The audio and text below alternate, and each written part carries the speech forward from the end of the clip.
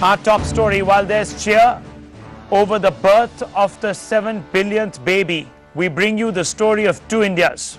On the left side of your screen, baby Nargis, born in Uttar Pradesh, to be remembered as the symbolic 7 billionth world citizen. But in another state, the cry and helplessness of parents is resounding as the death toll of infants in West Bengal rises to 41 in just 6 days, pressing us to ask if Nargis's life will hold value, or will she too face suffering and perhaps even the same fate.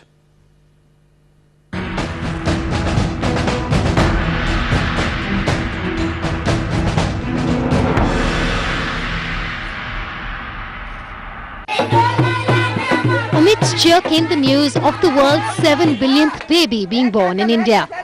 This is Nargis, the world's symbolic 7 billionth baby. इतना अच्छा महसूस हो रहा है कि कभी हमको इतना अच्छा महसूस भय नहीं है जितना आज मतलब महसूस हमको हो रहा है. If Uttar Pradesh is the most populous state in the country, then the state has another feather in its cap today. The world's 7 billionth baby will take birth in Uttar Pradesh, Mal block in Lucknow district. And the entire world will be celebrating the birth of the 7 billionth child in this world. The 7 billionth child is supposed to be a girl child, and celebrities from across the world will take care of this child, its medical needs, its health needs and its education. The father, who is a farmer, was felicitated with an assurance that Nargis's future will be secure. I wanted to be associated as a sponsor because maybe I can come across and give this message across to the community here and to the family that if you give her the opportunity, she will prove to be a Shakti. But Nargis isn't the only one. Celebrations were seen in another country as well.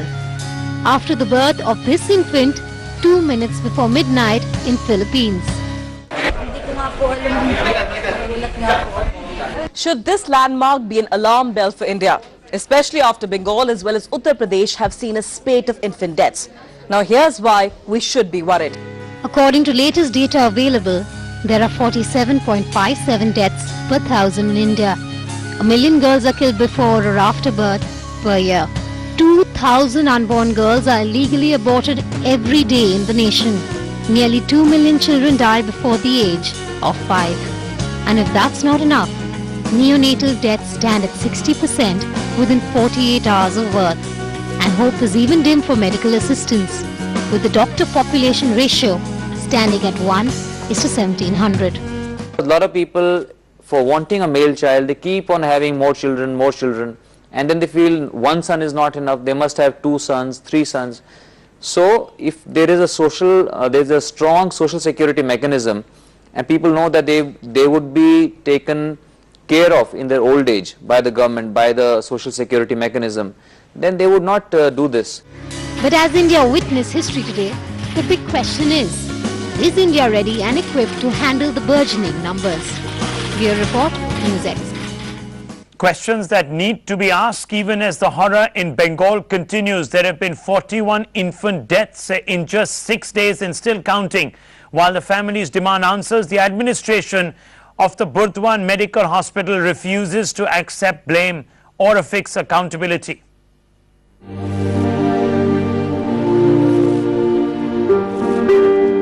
The situation in Bengal only worsening. 5 more infant deaths in the Burdwan Medical Hospital, taking the toll to 41 in the state. মোটামুটি আমি যে idea করলাম আর কি ট্রিটমেন্টটা যেভাবে হওয়া দরকার ছিল সেভাবে হয়নি. The pressure building on the chief minister to act, but Mamta still choosing to stay silent. Her men deflecting blame. Of course it's a cause of concern and we need to look at it. I think health and education were the 2 major issues that the chief minister had taken up. So I think on education something is moving, I think health also. But meanwhile this unfortunate tragedies are taking. Health is totally a state subject. I cannot utter any comments suo moto that how the district hospitals are going to operate or to function. The shocking conditions in and around Bengal's premier hospital also being questioned. I found people with garbage accumulated within the rooms where the babies are kept. I found dogs walking around, and I fail to understand how the Minister of State for Health has given this premises a clean chit. What's shocking is that the people at the helm of affairs seem to see no harm in the crib deaths, this shocking statement made by the Minister of State for Health, Sudeep Bandyopadhyay. And every parent now fearing how safe is their child in the hands of such institutes. With Indrajit Kundu in Kolkata, Bureau Report, NewsX. Well, she has remained silent over the infant deaths in her state, and today she delivered on a promise that she had made under pressure with the inauguration of a special unit for the BC Roy Hospital. But when NewsX probed the status of the infrastructure, what we found clearly indicates that the assurance by Mamata Banerjee were made in haste.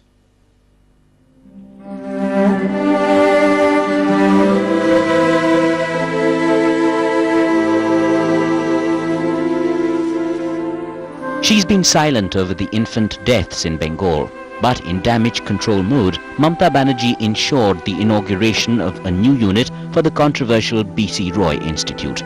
The machines, ultrasounds we are also going to procure one big ultrasound so that we can get this echocardiography facilities also, and we are in a mind to develop super specialty units. Now shockingly, doctors and nurses are yet to be assigned to this SNCU. Required doctors and nurses are yet to even be appointed by the health department for the facility. Now they are saying 75 doctors will be treating more than 400 patients, and add to that the 500 OPD patients. Tall promises made by Mamata's man now falling flat. Even if I quit, things are not going to improve. That we have taken up this job and will do it. This is a collective responsibility, all of us are committed to do it. Regarding putting up extra manpower, that is already order is there for putting up more doctors, more nursing staff. Mamata Banerjee had made tall promises regarding better medical facilities. She had said a one-year program to overhaul the healthcare system would be taken up, and none of these promises have been delivered. But just look at what she had promised. 4 new super speciality hospitals will be set up. 1 neuro speciality hospital would be set up.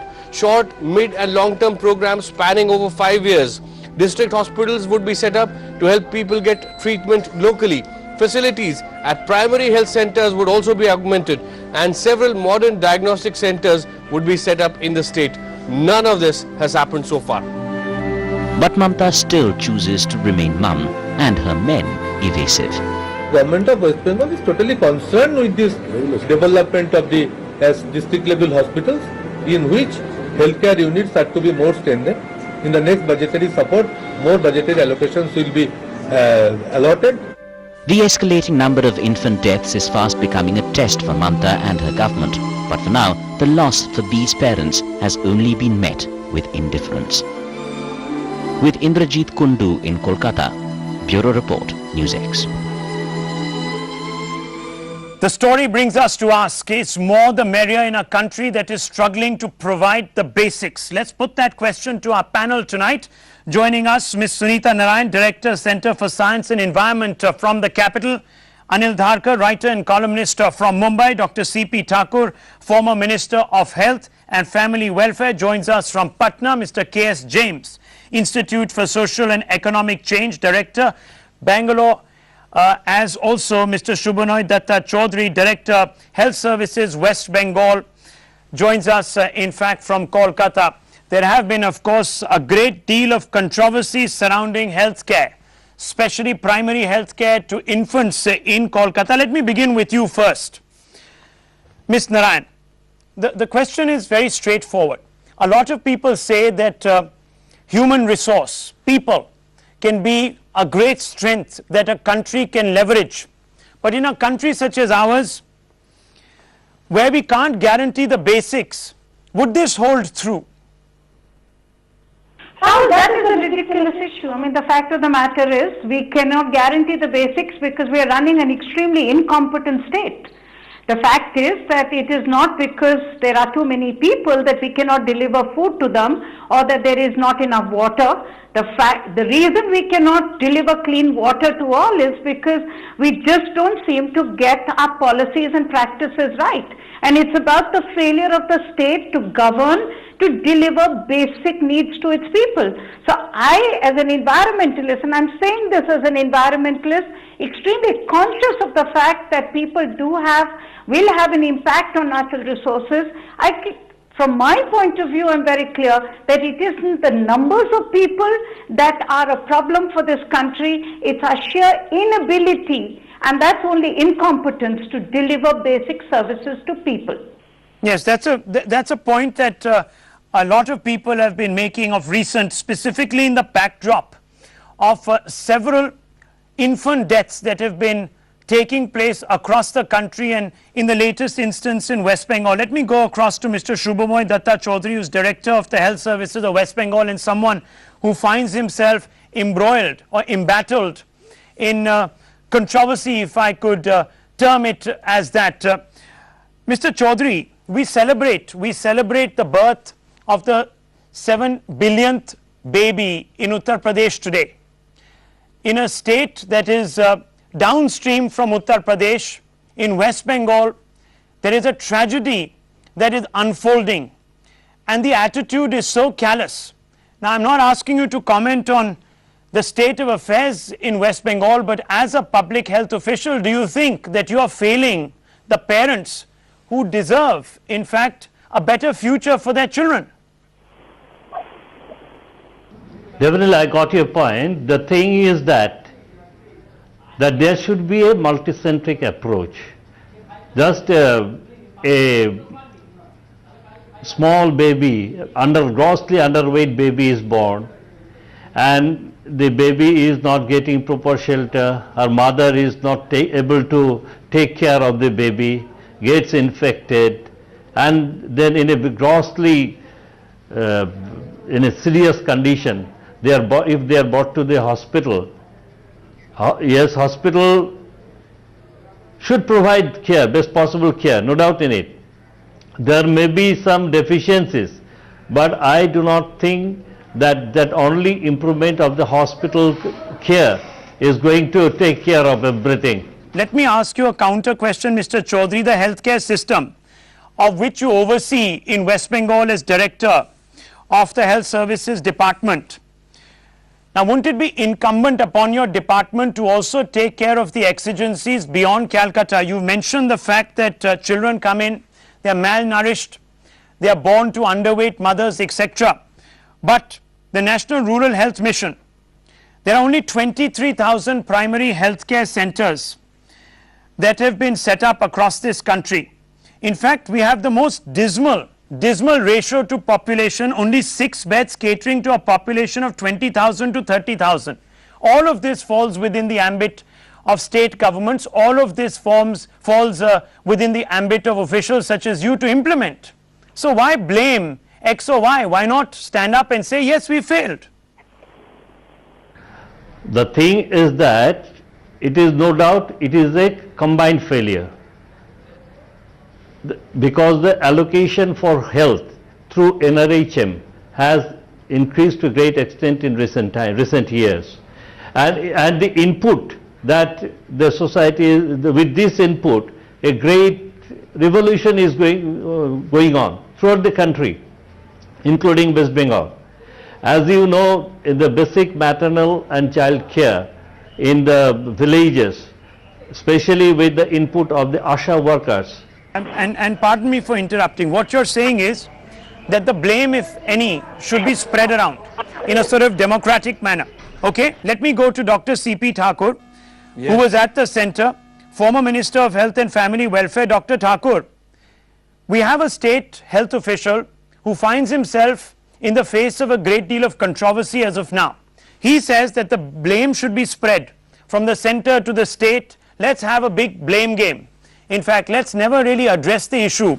Now, as a politician and someone who represents a political party, would you not say that the issue of health and other basic issues don't really find a mention on the campaign trail, because these are not issues that reap dividends in the short run? So let's indulge in the politics of caste, let's indulge in the politics of creed, let's go ahead and try to cleave our electorate, but not really address the bigger picture. Isn't that the real problem? That's one of the problems in this field. But actually, what we do, if a child is born of a say anemic mother, the child is also anemic. So I am of the view that why not we register the pregnancy, not the say delivery. So when if you register the pregnancy, from that very date, you start caring the mother and the child. Suppose a mother is anemic and she is just going to deliver, and that stage of affair, you will start caring. So we just heard the Union Minister, Mr. Thakur. Mortality rate is very high. Okay, we just heard to minimize that, we have to revise our policy, and we have to actually start caring the mother and the child from the date of pregnancy. Okay, Mr. James. There should be some change in concept. But a lot of people say, and Mr. James, let me come to you, a lot of people say in fact, and in fact today a statement has come out of the Union Health Minister, who said that a lot of states actually fudge these figures. This entire exercise that Dr. C.P. Thakur is talking about exists. It has already been implemented in some ways, but poorly implemented, and that's where the problem is. It is a bureaucracy, it is a political class that is failing the citizen.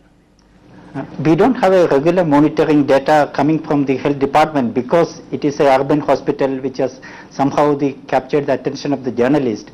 It is out on the open agenda, but unless, you know, the countryside every day, many children are dying like this, but we don't have any information coming from that.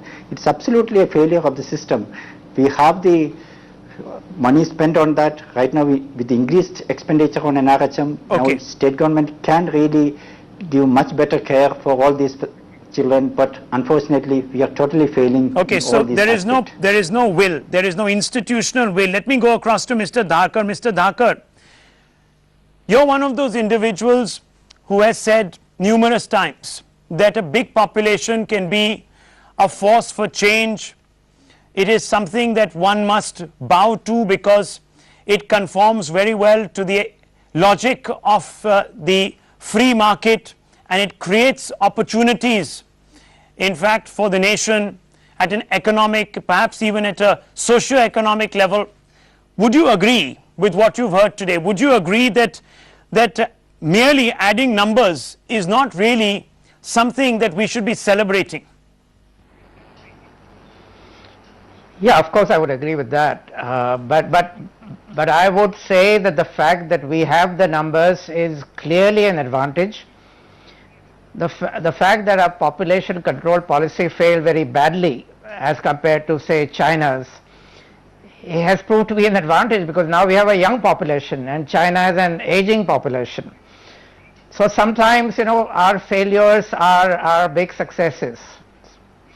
So that, having said that, but I would obviously say that the quality of life that we can now give to people is going to be very, very important. How do we bring up our children? Are they going to be unhealthy from day one? Are they going to get any quality of education? And I really feel now we should move beyond just blaming the government and bureaucracy and see how private enterprise can be involved in this whole exercise. Okay. You know, yesterday I was reading that Azim Premji is starting schools and is going to start schools all over India, which are going to follow the municipal pattern, except that the quality is going to be much better. Now this is a huge initiative which someone of the caliber of Premji can start. Now there are people like the Ambanis and the Tatas who are even better off. Now suppose they are involved in a partnership of various kinds which involve the future of India, which involve the children, the health of children, their education. Can you see the kind of potential this country will have? Okay, so it you're saying unimaginable. Okay, so you're saying philanthropy is perhaps one way forward. Okay, Sunita Narayan, now you work in an area which ensures sustainable and perhaps prosperous societies in the long run. Just talk us through your experience, because we have a wide view of opinions in the first round that we've just solicited. There is a former bureaucrat, in fact a former minister on our panel, as also a bureaucrat who is under fire.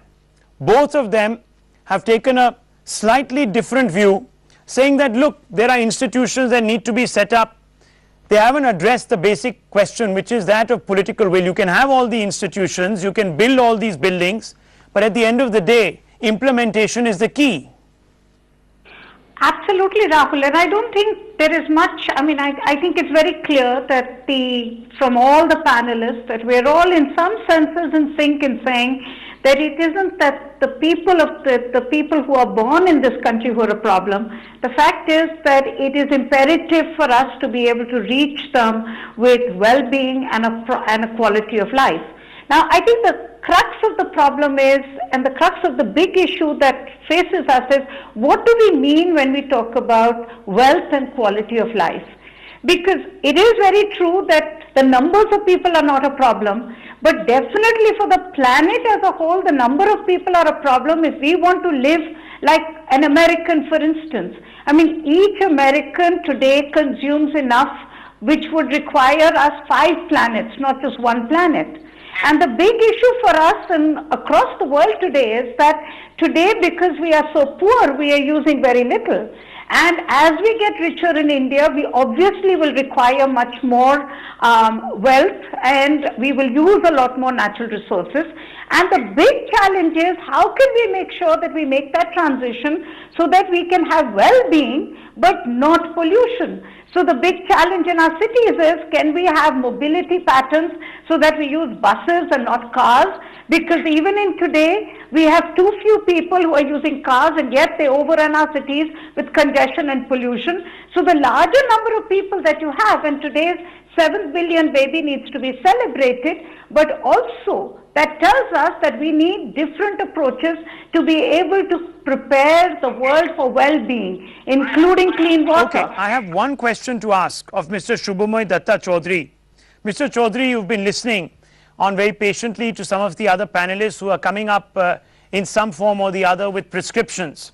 The point is, it took media glare, it took immense pressure. You were on this show on Thursday and you were brave enough to take some very hard questions.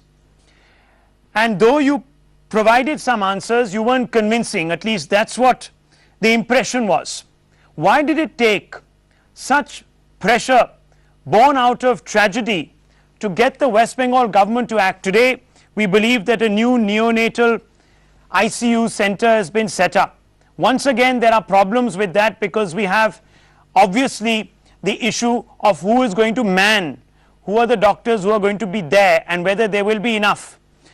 But it took, at the end of the day, sustained pressure of at least 5 days for the administration to get moving. Why does that happen? Actually, you see, the SNCU cannot be built up in a day or in 5 days' time. You can well understand that we are in the process. And not only the SNCU at these hospitals, SNCUs are coming up, as many as 21 SNCUs are being set up in all over the districts. And again I tell you, SNCUs are not going to answer the total question. They address the total problem. The proper maternal checkup, maternal nutrition, institutional delivery, then vaccinations in time. You're citing, look, you're once again citing reasons which many people on this panel, Ms. Narayan has just said, would or could be taken care of if there was institutional energy to actually get things done. But unfortunately, we have politicians. A leading MP today, he came out in fact and said that deaths are normal, they happen in the due course. Mr. Dharkar, would you agree that till attitudes don't change, till we don't make public health a priority, at the end of the day we can produce a large number of people but don't expect them to be a productive resource? Absolutely, I mean that goes without saying. If you look at the national budget allocation for health, it is minuscule and it just does not go up from year to year. And on one hand we talk of a huge population that is growing, a burgeoning population, a young population, which can be the strength of this country. Yes. And then we spend so little money on it. It is completely disproportionate. If you look at the kind of money that is being spent in other fields, whether we talk of defense and so on, and the money that is being spent on health and education, it is, I think, a disgrace. Okay. Okay. Sunita And I don't know how right. we drive this country to recognize this. Okay, and final to say thoughts. that more money has to be spent. Okay. And more money has to be spent. Perhaps people need to be more philanthropic. Sunita Narayan, the private sector also who involved at the end of the in day, its own who, way. okay, Mr. you have Dakar, a we understand public-private- that point. We've accepted that point. Sunita Narayan, at the end of the day, where does the buck stop? I think the buck has to stop with the government. I mean, at the end of the day, Rahul, I mean, what are we talking about? We're not talking about something that is extraordinary. We're talking about clean water. We're talking about health for all. We're talking about education for all. We know that when it comes to population control or birth control, the biggest trigger for change is when girl children can go to school, when women can get empowered. Surely that's not asking our governments to do too much. And I think we need to start focusing on the fact that our implementation is so poor. We do have money. We can have a lot more money pumped into the health sector. We must have it. But at the end of the day, I don't see why government hospitals cannot be made to function. They have to function, and they will function if we are all absolutely determined that that implementation will happen and that people will not be allowed to die. I don't think there's any rocket science here, and we shouldn't allow So them there to is an threaten element of disingenuousness when Shubhamoy Datta Chaudhary says that the reasons for this are wider. Perhaps he's right to some extent, but he's clearly not taking onus for implementing schemes. Well, thanks indeed for joining us on this show and sharing your perspective. Thanks indeed. Well, we'll take a short break. Lots more coming up. Uneasy lies the truth. Omar Abdullah, government resisting an independent probe.